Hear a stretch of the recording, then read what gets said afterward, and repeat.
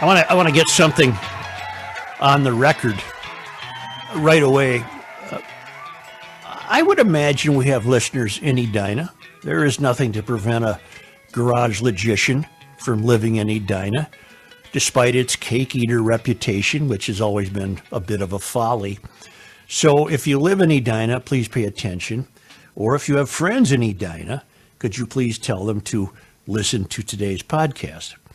They're on the cover of the Metro section, I believe. Is it the Metro section? Let me double check. Yes, they're on the cover of today's Metro section in a park project they've done for $3.1 million, and it's all part of their climate change fight in Edina. Not all of what they've done is unwise. They've done some wise things. But then, coincidentally, I got an email from Roger who writes, the last couple of weeks in GLU have opened the show with high temp records reaching 90 plus degrees over the years. And then he links me to something called Edition Edina. It would be the Edina city government's newsletter that I imagine goes out to the residents of Edina. And you scroll down here. City works to renounce racial covenants from public properties. Okay, that's great. 2 new commissioners use expertise to represent Edina regionally. Okay, then you get down here. City works to develop first climate action plan. Residents encouraged to participate through the survey. Remember, we've talked about the survey on the show, right? Mm-hmm. Yeah. Okay, and this is written by Caitlin Galt. Caitlin, maybe is an Edina City employee who works specifically on the newsletter. On April 5, the Twin Cities set a record high for that date at a scorching 83 degrees. While the hot day was a welcome change for many after the frigid winter, the uncharacteristically high temperature signals a changing climate. No, it doesn't. That is so preposterously false that it's beyond irritating. Let me repeat her first paragraph. On April 5th, the Twin Cities set a record high for that date at a scorching 83 degrees. Scorching. While the hot day was a welcome change for many after the frigid winter, the uncharacteristically high temperature signals a changing climate. It can't signal a changing climate because it's been happening throughout time. Why do you think I do these temperatures every day? Nothing has changed in our lifetime. So I went back to my Freshwater Society calendar where I get all the daily temperature records, and I took some notes. The record that Caitlin Galt thinks was scorching, it indicates a changing climate, was 83 degrees on April 4. Well, the record was 80 in 1968, I believe. I'd have to redouble check that. So on April 5th, on April 6th, 5th, 6th, and 7th, the records were all established in 1991. On April 8th, Caitlin, the record temperature around these parts was 83 degrees in 1931. On April 9th, the record temperature around these parts was 81 degrees in 1930. You want to go back to 1968, Caitlin? On March 30, the record was 83 degrees. The record you're so advertising now as an example of climate change, and you're calling it scorching. On April 4, the record that was eclipsed by the 83 degrees was 81 degrees. So the record that she's using as an example of climate change, and she calls scorching, was 83 degrees. It beat the previous record, which was 81 degrees in 1921.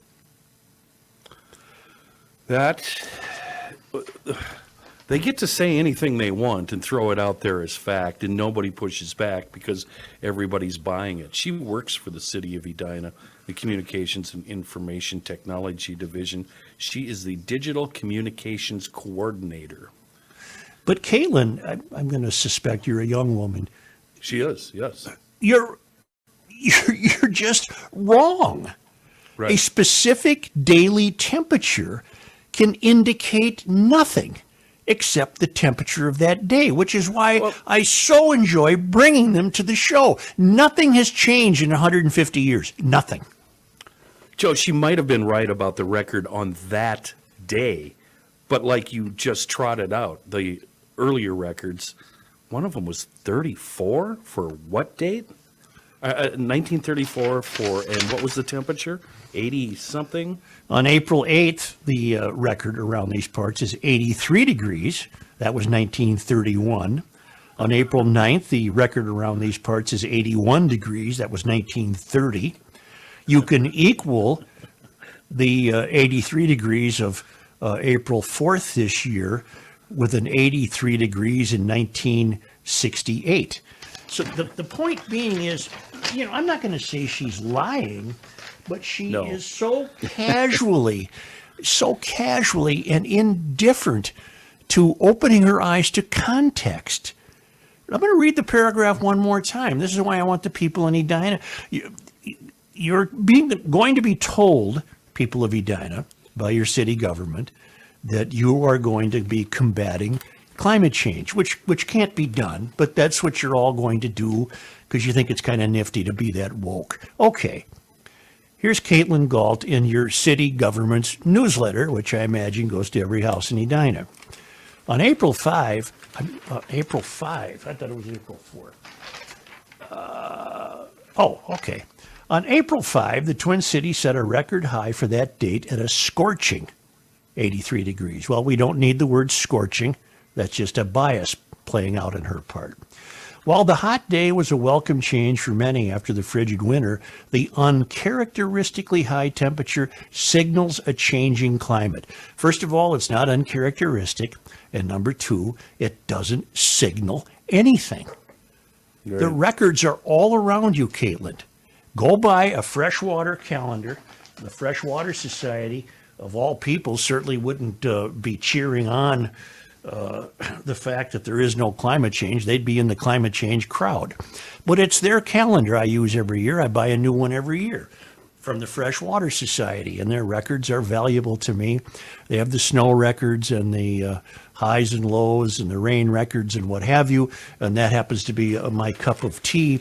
And Caitlin, every day on the Garage Logic podcast, I start with the high and low record temperatures for that particular day, just for my amusement, to show the likes of you that you can't get away with telling me that because it was 83 degrees on April 5th this year, that signals a changing climate. No, it does not. Now, if Edina wants to go ahead and have a climate action plan, I'm not going to stand in your way. That's fine. And it goes on to say, to address the challenge of climate change, the city of Edina is developing its first climate action plan. Okay, the plan will help those who live and work in Edina imagine and achieve a future where the earth and all who live on it thrive, because apparently we're not now. A team of community representative, members of the Energy and Environment Commission, and city staff will work on the plan throughout this year. The work is facilitated by consultant Pale Blue Dot, whatever that is. Energy and Environment Commission Chair Hilda Martinez outlined how the commission's involvement will assist the outcome of the plan. The involvement of the EEC will give the Commission the opportunity to identify, prioritize, and review the different actions and strategies that would be part of the plan. Commission participation can also help bring the community perspective to the process. Okay, and they want to reduce greenhouse gas emissions by 30% by 2025 and 80% by 2050, and to establish actions to enhance community resilience and adaptation. Then they have a sustainability coordinator.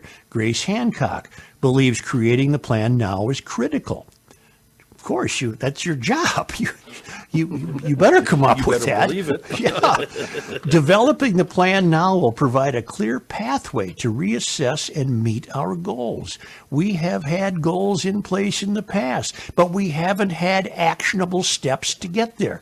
She also emphasized how climate change impacts almost everything people love about Edina. Okay. The climate in Minnesota is already different, and we are expecting a warmer, wetter, and more unpredictable weather, Hancock said. Hancock, how did you know that they didn't say the same thing in 1672? The climate has always changed, and always will, and there's not a damn thing the city of Edina can do about it. Now, when you want to protect your watershed and prevent flooding by addressing watershed needs, I think that's all very wise counsel. That's kind of stuff cities should do. But for you to pretend you're in the imagining business of a future Earth that's sustainable for everybody, you're full of B as in B, S as in S, all of you. And lady, Caitlin, should apologize. And again, it's not a lie, but it's a misstatement. Yeah. 83 degrees does not signal anything. For many, many days on the calendar prior to April 5th, 2021, record high temps were established that were higher than 83 degrees. And for many days shortly after April 5th, 2021, many high record temperatures have been set going back into the 19th century. The 19th century. There, I got it off my chest. I feel better. Tell me, where were you reading that from again? Remind me again. It wasn't the piece in the newspaper. Roger linked me to the City of Edina's newsletter, which is called Edina. Okay. And it's got the Edina City Seal there. This is the May 2021, Volume 8, Issue 5 of Edition Edina. So I'm looking at the piece in the Star Tribune and the Metro and the Jump. Did you read the whole thing? Because some of this addresses something. I want to go through this. Yeah. Yeah. Go to the Jump and go to the second to last column that starts Minnesota's climate is getting warmer and wetter. And I want you to read that and read all the way down to the bottom of the column because I want to hear your reaction to this. This is fantastic. Minnesota's climate is getting warmer and wetter, Le Tendresse said. Let's go back and find out who Le Tendresse is. That's Chris Le Tendresse. And her, or he. He's the guy. It's a he. Yeah, it's the guy with the beard on the right But side. is he a city employee? Yeah. Minnesota's climate is getting warmer and wetter, Le Tendresse said. I'm sorry if I'm mispronouncing that. Summer and winter temperatures are rising and heavy rainfalls are becoming more common. Well, we're damn near in a drought this year, but that's neither here nor there. Rainfalls of an inch or more have become regular occurrence, said Aaron Hejmadi, a member of the Watershed District Board. Layers of ice on lakes are not growing as thick because of warmer temperatures in December and January. And ice outs, the first day each year when ice melts enough for all parts of the lake to be navigable, are coming earlier and earlier. Stop. No, they're not. Thank you. No, they're not. You are the state expert on this subject. We concluded, Chris, our ice out season yesterday. What's today, the 6th? With a May 5th ice out on Minnetonka in 1857 and May 5th in 2018. And once again, this year, Suge, drilling through the ice in February, more than 2 feet thick, once again. Honest to God, it's such...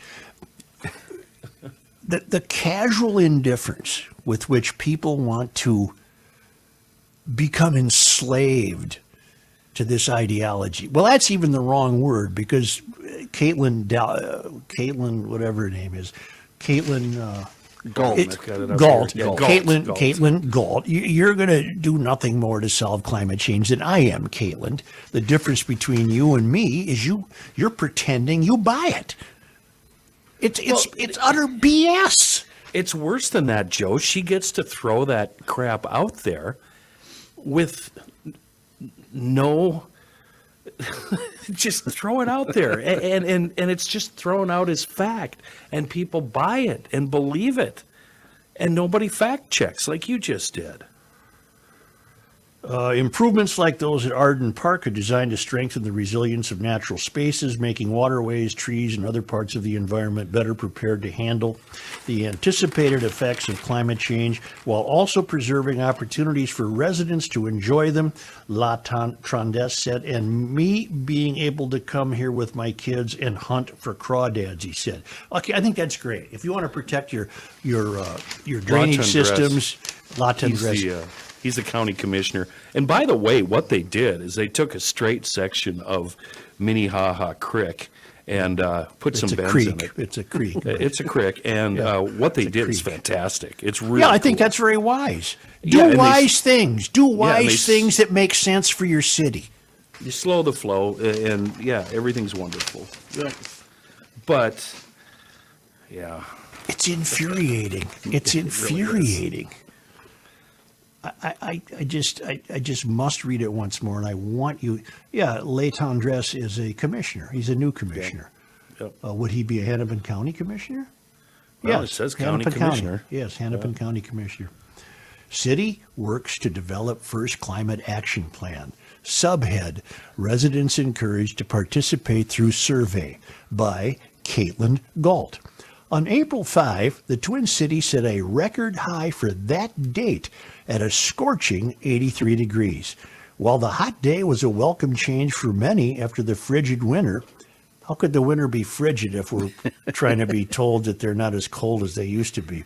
Well, it was a welcome change for many after the frigid winter. The uncharacteristically high temperature signals a changing climate. No, it does not. God help me. What's driving me crazy about this piece in the Star Tribune, Joe, is they did something that has been done to creeks and ditches for years and years and years, and they're fobbing it off as something that is helping the environment. The second graph, the $3.1 million project at Arden Park, including rerouting the creek, installing stormwater treatment systems, removing invasive vegetation, and planting 400 trees and other plants. Improvements designed to reduce erosion, control flooding, and improve water quality. That line, improvements designed to reduce erosion, control flooding, and improve water quality, has been being done in this state for 20, 30, 40, 50, 100 years. And you are to be commended, Edina, for doing that. I don't know if the taxpayers... They're passing it off as climate fighting. Right. When it's something that's being done all over anyway before the climate was ever brought up for discussion. It's called engineering. Yes, that's it right there. Yes. And they spent $3.1 million. Whether the taxpayers got their money's worth, I have no idea. But you're right. This has nothing to do with the climate. This has to do with wise governance.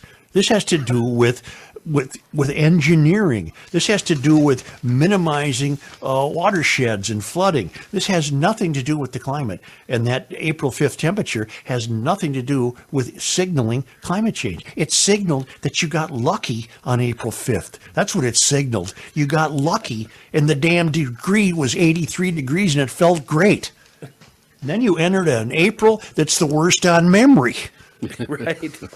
Right. What's amazing is we finally had that nice day, and she's guilting us into believing that it's because of climate change. Right. We're all going, oh my God, it's finally nice out. It's just such folly. It's just such folly. And I just so resent that people don't even take the time to think. They don't even take the time to say, wait a minute. Do you think it's ever been 83 degrees around this time of year ever before? Get your Freshwater Society calendar, lady, and stick it in front of you on your bulletin board. And check the temperatures every day like the mayor of Garage Logic does. Okay? They're all in, though. I was just back reading some stories. The city council in Edina in 2019 approved a climate inheritance resolution that officially recognized the 2018 warnings from the UN on climate change impact. And as you already said, they have at the same time they put in a citywide goal of reducing greenhouse gas emissions by 30% by 2025 and 80% by 2050. So I'm guessing any writings the city does will try to reflect on that, right. Edina, don't get too precious. Just don't get too precious. I think we're past that point, Joe.